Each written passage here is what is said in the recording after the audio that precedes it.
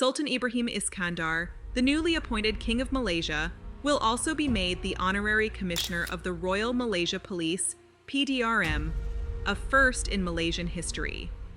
A new role and more powers are given to the Sultan, but what does this entail exactly? How will the Sultan be able to use his new position, and what does it mean for the country? Join us as we explore these and more in this video. Sultan Ibrahim Iskandar, like other kings of Malaysia before him, is only a ceremonial figure in the state by Malaysian law. The king is the nominal head of the government and armed forces, and is highly regarded as the protector of Islam and Malay tradition. His royal approval is necessary for laws, cabinet selections, and the parliament's dissolution ahead of elections. The real power in Malaysia lies with the Prime Minister and Parliament. However, with the current news from Malaysia, the tides of power are slowly shifting. Prior to his election, Sultan Ibrahim said he would maintain a hands-on approach when he became king. In a media interview after his coronation, he claimed that he would not waste his 5 years on the throne as a puppet king. To make his intentions even clearer, he shared in a social media post, "I'm not a statue to be worshipped or to be used as an ornament in ceremonies, nor am I forced to follow everything ministers say or want." In practical words, the King of Malaysia vowed to fight corruption and advocate for unity. To ensure this, Sultan Ibrahim has advocated for a direct reporting structure between the Malaysian Anti-Corruption Commission, SPRM, Petronas, and the Agong. It is a game-changing proposal which would boost transparency within these institutions and request the SPRM to report directly to the Agong and not to the parliament, the Agong being Sultan Ibrahim. If it works out, it will revolutionize the fight against corruption in Malaysia.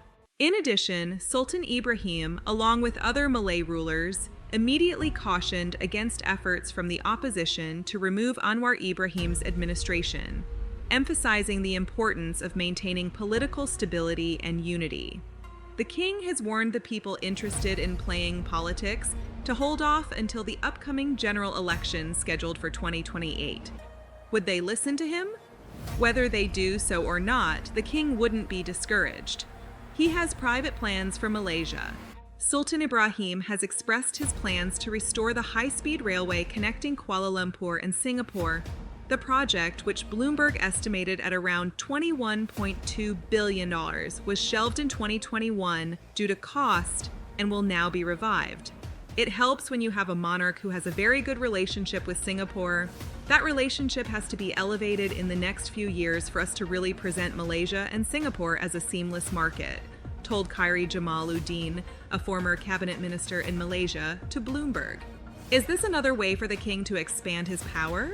What will result in an expansion of his power is certainly the Malaysian government's desire to appoint the King of Malaysia as the Honorary Commissioner of the Royal Malaysia Police, PDRM.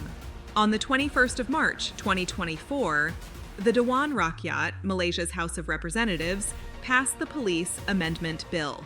This historic bill contains the provision that appoints the King of Malaysia as the Honorary Commissioner of the Royal Malaysia Police, PDRM. Home Minister Datuk Seri Dr. Shamsul Anwar Nasara stated that the appointment of the monarch as Honorary Commissioner of PDRM was endorsed during the 265th Conference of Rulers at Istana Negara following Malaysia's federal constitution. He claimed the amendment would assist the monarch in PDRM ceremonial affairs and acknowledge his role as the leader of the Islamic religion as recognized by law. That's not the only power the amended bill gives the king. The bill also emphasizes the king's power in the Malaysian constitution to appoint the Inspector General of Police and the Deputy Inspector General of Police on the recommendation of the Police Force Commission and the advice of the Prime Minister. So since the king's appointment as honorary police was originally supported by law, why didn't any king push for such an appointment before now? And what does this appointment mean? The appointment of Sultan Ibrahim as the Honorary Commissioner of Police is a symbolic gesture that shows how important the monarchy is in Malaysia's governance. The appointment will solidify the king's role as a unifying figure for Malaysians. It also emphasizes the need for the police force to uphold the highest standards of professionalism and integrity in serving the nation. Some cabinet members aren't thrilled about the king becoming an honorary police member.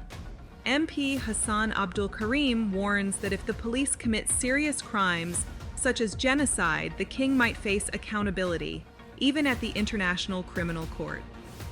The debate over royal involvement in law enforcement heats up. The amendment not only boosts the king's authority, but also cracks down on police misconduct. In Malaysia, officers have rarely left without returning equipment. Yet the amendment mandates a RM5,000 fine for such negligence. But wait, there's more. The amended bill cracks down on police absenteeism, considering officers absent for 14 days without reason as deserters. But it's not just about punishment, it also boosts police authority. Officers must now conduct escort duties on public roads, with non-compliance punishable by a hefty fine and jail time. Additionally, employers failing to re-employ reserve police officers face penalties. With these significant changes, will the King of Malaysia oversee them? The new king, as we have mentioned, has stated his intention not to be a puppet and has vowed to fight corruption. With these new amendments, the standard of policing in Malaysia will significantly improve as it upholds the highest standards of professionalism. With the king's willingness to fight graft, a new era of accountability and transparency in the Malaysian police force is certainly not a coincidence. It could be that the new powers of the king will allow him to actualize his intentions. However, not everyone thinks the king has become more powerful. Shamsul Anwar Nasara, an MP, clarified that the amendment doesn't give the king direct authority over the police's operations. He emphasized that according to the Police Act, the Inspector General of Police retains the command and control of the police force. However, the Malaysian king is responsible for appointing the Inspector General of Police. The amended bill comes at a good time where the public trust in Malaysia police has become fragile as 2 police officers have been charged with extortion and rape. It happened in January when 2 officers approached an 18-year-old local man and a 17-year-old Uzbekistani lady who were in a Volkswagen.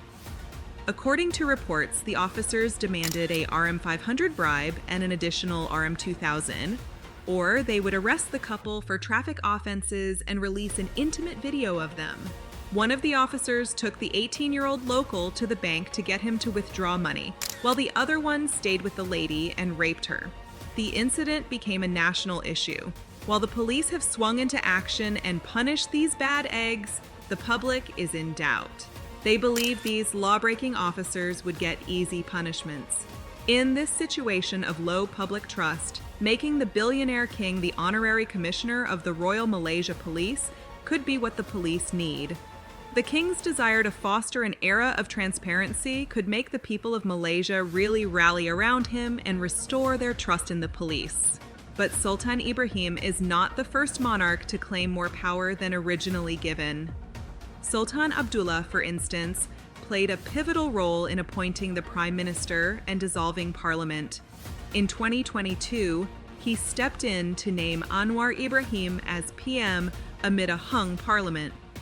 Now, Sultan Ibrahim Iskandar seems poised to continue this legacy, shaping Malaysia's political landscape.